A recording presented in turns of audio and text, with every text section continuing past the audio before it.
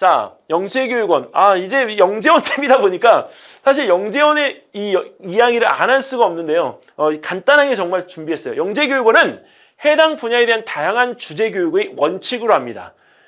그렇기 때문에 우리가 여기서 수준별 교육에 대한 부분을 갖다가 진행하지는 못했었는데, 고려대학교 영재교육원의 그 구성 프로그램이 30가지가 넘어요. 그래서 본인이 선택한 프로그램에 대한 부분들을 우리가 듣고 안 열리는 그 부분에 대한 것들은 폐강 조치하거든요. 대학교도 똑같이.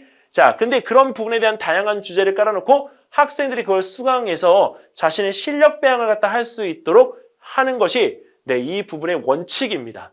자, 앞으로는 제 생각에는 서울교대와 그다음에 한양대학교와 성균관대학교, 그다음에 뭐 다른 기타 대학교 영재교육원이 있겠지만 고려대학교 영재교육원처럼 다양한 구성 프로그램이 없다면 아마 뭐 모양새 빠진다는 얘기는 아니지만 일단은 이 지금 현재 우리가 하고자 하는 부분의 영재교육원의 추진 방향과는 조금 별개일 것 같습니다. 저는 올해 이거 뭐 지금 말씀드릴 건 아니지만 한양대학교 금융공학 영재교육원 저는 궁금하거든요, 진짜.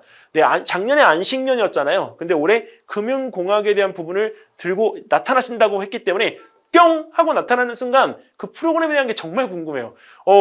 금융공학 뭐 주식은 아니지만 어쨌든 간에 궁금하잖아요. 자, 재밌을 것 같아요, 진짜. 진짜 옛날로 학교로 돌아가고 싶어요, 진짜.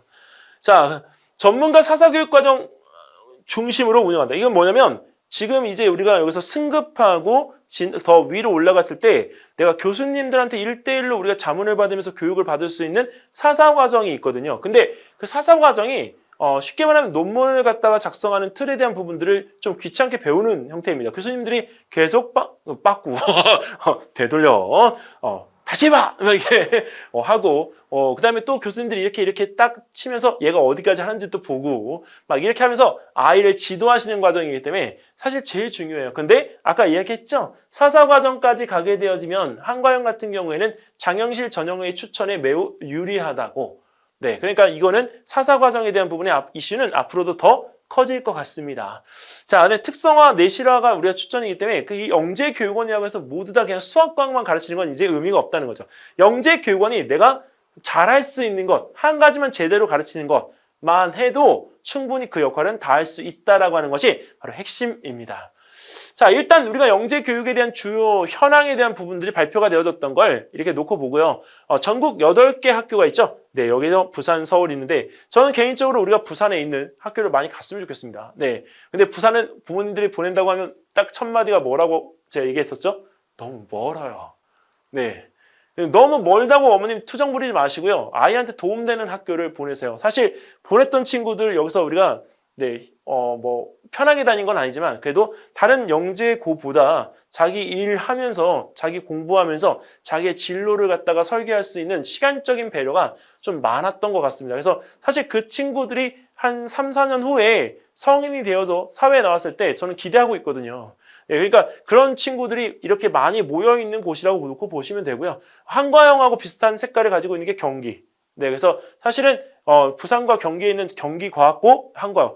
여기 제가 지금 운영하고 있는 대치 MSG 영재교육에서도 전국 단위 자사고하고 한과형, 그 다음에 우리가 경기과형, 그 다음에 서과형 딱 이 세 개에 대한 운영을 하려고 하고 있습니다. 그래서 그 팀들이 구성이 되어지면 제가 또 광고하면서 또 말씀을 드릴게요. 기대 해주세요.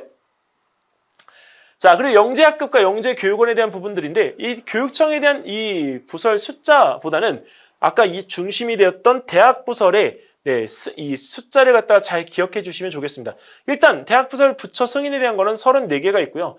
교육청 승인에 대한 거는 56개가 있는데 아무래도 여기는 이 부분에서 우리가 부처 승인에 대한 부분들이 우리가 큽니다. 그래서 학생들에 대한 숫자 자체에 대한 부분이 우리가 이렇게 확보가 되어져 있지만 그 중심이 되어지고 있는 수학과 과학 정보에 대한 부분의 인력들은 이거보다도 훨씬 더 적습니다.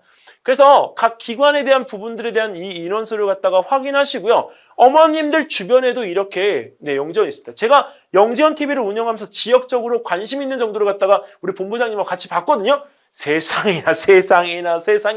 아니 왜 강원도하고 전라도는 없냐고요.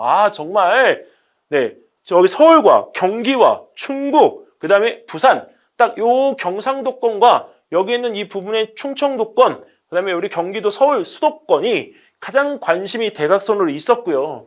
거기에 있는 부분에서 우리가 마치 나눗셈 하는 것처럼 강원도하고 전라도는 진짜 깨끗했어요. 근데 여기 보실래요? 강원도 여기 있잖아요. 기관수 하나밖에 없어요. 하나밖에 없지만 학생 수에 대한 부분에 대해서 이 지역 공동체에서 만약에 들어가서 수업을 받을 수 있으면 강원도 내에서 내가 가고 싶은 영재학교를 갈 수가 있다고, 아니면 전국 단위 영재고 갈 수 있다고요. 아니면 전국 단위 자사고 갈 수 있다고요. 근데 이런 기회를 놓친다고요? 지금이라도 늦지 않았습니다. 하셔야죠. 그리고 충청도와 여기 있는 이 부분에 전라도도 보면 전북, 전남에 각각 2개, 1개씩 있습니다. 근데 이런 영재 교육기관이 여기는 서울, 부산, 대구, 인천에 쏠려 있다 보니까 그 부분에서 우리가 이런 서로 다른 차이점이 있지만 절대 그 부분에서 우리가 이거에 대한 관심을 멀리할 필요는 없습니다. 어머님들 자식에 관한 일이지 않습니까? 그러니까 조금의 정보만 갖추어서 내 아이한테 정보의 팁을 주시면 스트레스 받지 않는 상태에서 더 즐거운 공부를 할 수가 있는데 그걸 왜 굳이 마다하십니까?